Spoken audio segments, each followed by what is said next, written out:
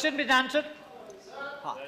Let the Sir, question- statement is laid on the table of the House. Sir, Thank you. Yes. मैं railway मंत्री जी का अभिनंदन करता हूं कि आप मुंबई अहमदाबाद बुलेट ट्रेन की सवारी शुरू कर रहे हो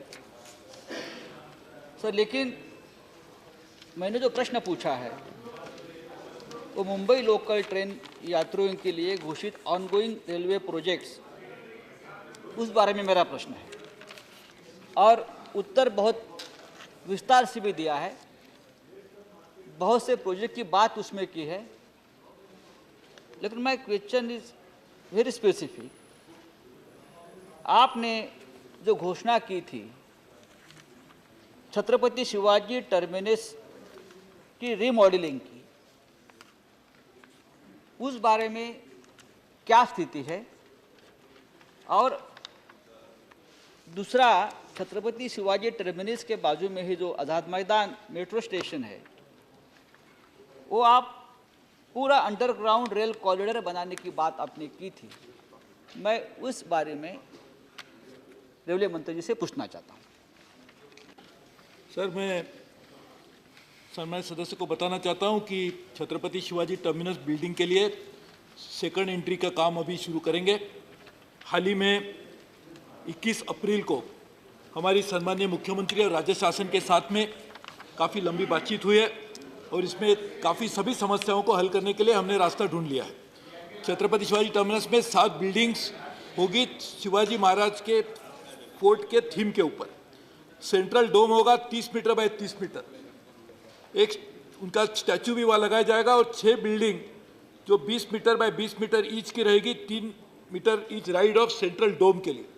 अंडरग्राउंड बेसमेंट में 2 स्टोरी 70 मीटर बाय 300 मीटर की बनाई जाएगी और central dome to be retained by the railway because वो हेरिटेज साइट है। और रिमेनिंग 6 बिल्डिंग में पीपीपी मॉडल पे काम किया जाएगा और इसका model J school of arts, जो हमारी देश की एक सबसे अहम संस्था है, उन्होंने बनाया।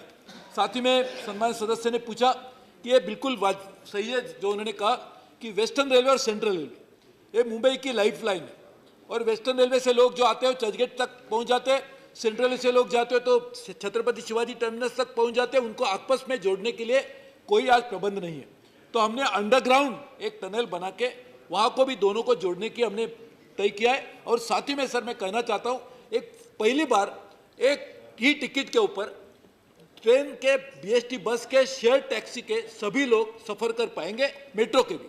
और एक बहुत ही एक नई पहल हमने शुरू किया है, तो मुझे लगता है इसका भी एक लाभ लोगों को जरूर। Thank you. Second question.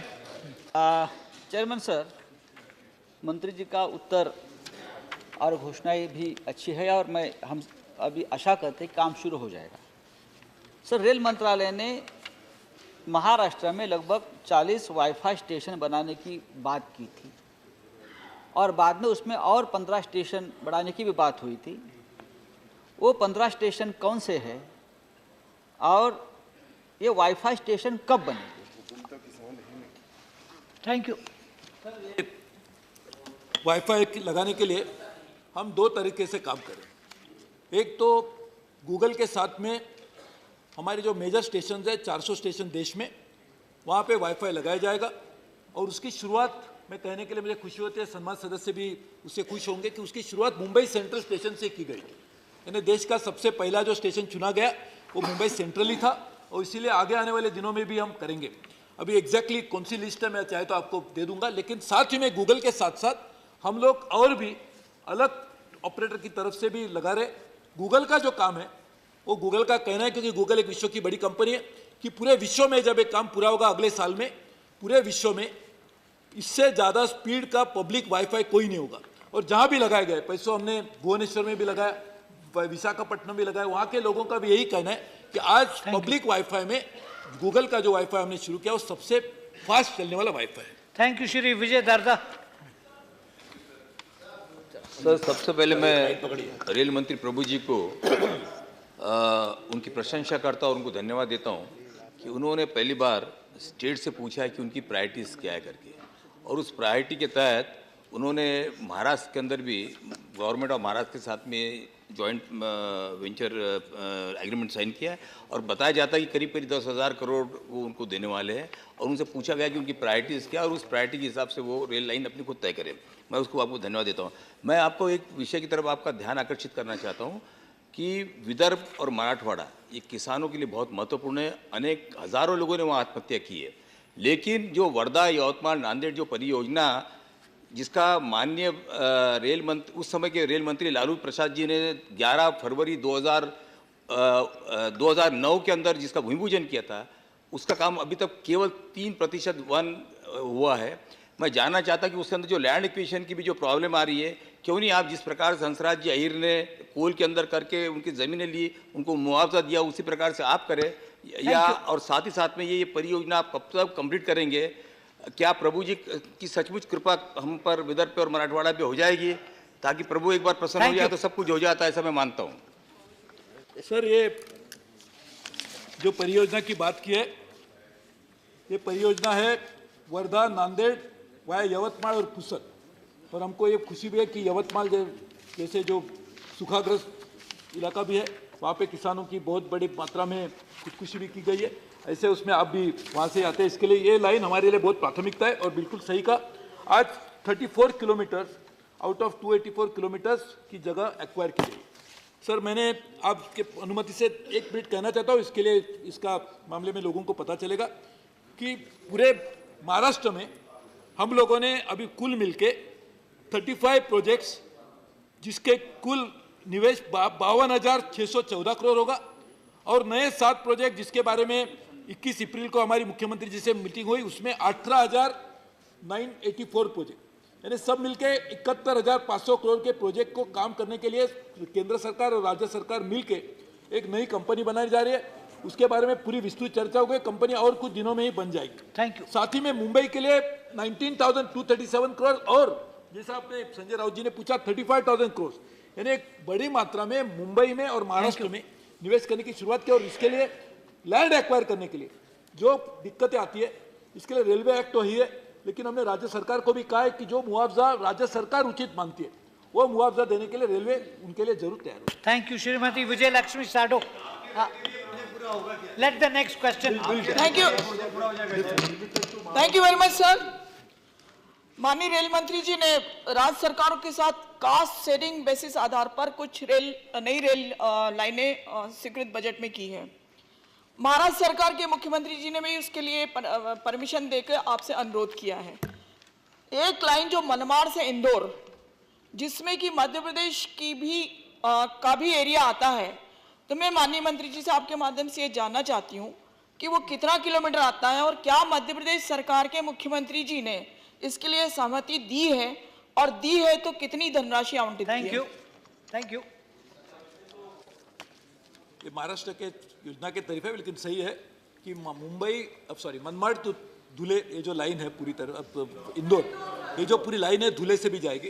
ये पूरी लाइन एक बहुत बड़े लंबे समय से उसकी ज़रूरत थी और ये सही है कि उसमें से जो हिस्सा है जो मध्य प्रदेश सरकार के साथ जाएगा, उसके लिए एक अलग तरीके से काम करने के लिए हम उनसे बातचीत करें। और मुझे लगता है शायद वो ट्राईपार्टिएट एग्रीमेंट करने की आवश्यकता होगी कि महाराष्ट्र, मध्य प्रदेश और रेल मंत्रालय ये मिलकर करेंगे। लेकिन इस योजना की भी घोषणा इस बजट में की गई, पिंक बुक में इसको इंक्लूड किया गया। ये कभी भी जब तक पिंक बुक में कोई भी योजना का इंक्लूड नहीं किया जाता तब तक उसके ऊपर कार्यवाही नहीं की जाती, इसके लिए हमने इसको पिंक बुक में भी इंक्लूड किया। Thank you. Shri Hussain Dalwai, please sir, allow mister Dalwai to ask question. बैठ जाइए प्लीज। सर, मंत्री महोदय ने उत्तर में ये कहा है कि कराड़ चिपलून लाइन भी 112 किलोमीटर की है, वो करने का उनका मानस है। ऐसा है, वहाँ इंडस्ट्रियल डेवलपमेंट जो गुहागर में हो रही है, गुहागर एक समंदर है, तो वो लाइन कराड़ गुहागर तक लेके जाएंगे क्या, और उसके लिए बजट प्रोविजन और भू संपादन हो रहा है क्या? Thank you. कराड़ चिपलून ये पीपीपी मॉडल पे किया जाएगा, उसके लिए आरएफक्यू किसी जल्दी किया गया था, उसका कोंकण रेलवे ये प्रोजेक्ट को इम्प्लीमेंट कर रही है और उसके लिए आवश्यक जो कार्रवाई हो कोंकण रेलवे की तरफ से की जाती है। उसके लिए बहुत सारा जो लाइन का अलाइनमेंट है वो उसको बोरिंग करके it has to pass through the mountains. इसके लिए लैंड एक्विजिशन का इशू इतना सीरियस नहीं होगा जितना होगा, क्योंकि पर्वत के नीचे से ही चली जाएगी। इसके लिए पूरी मात्रा में, और आपने बिल्कुल सही कहा सर, अपने पास में महाराष्ट्र में 720 किलोमीटर दूरी एक समुद्र किनारा है। जब तक ये पोर्ट को रेल की कनेक्टिविटी नहीं बनती तब तक जो इंडस्ट्रियलाइजेशन की बात आपने की सही मायने में नहीं हो पाएगी। इसीलिए वो भी काम हमने इसमें इंक्लूड करने के लिए किया है। और कराल चिपलून जो जयगढ़ से जो पोर्ट डेवलपमेंट का काम हो रहा है वो भी पीपीपी मॉडल पे हो रहा है, वो जयगढ़ पोर्ट को कनेक्ट करने के लिए भी उसका एक बहुत बड़ा अवदान। Thank you. क्वेश्चन 139 सर उत्तर सदन के पटल पर। सर, मंत्री महोदय में कहा है कि मोबाइल टावर से स्वास्थ्य को कोई खतरा नहीं है। मेरी जो जानकारी है, जीव जंतु और पक्षियों पर मोबाइल टावर के प्रभाव के लिए 2011 में हमारे एनवायरनमेंट मिनिस्ट्री डिपार्टमेंट एक एक्सपर्ट ग्रुप गठन किया था। उस ग्रुप में जो 980 पेजेस का रिपोर्ट में, उससे 593 रिपोर्ट में कहा गया था कि जीव जंतु और पक्षियों पर इससे बड़ा प्रभाव पड़ेगा। तो मंत्री महोदय मैं ये जानना चाहूँगा कि I'm afraid the question hour is over. The House is adjourned till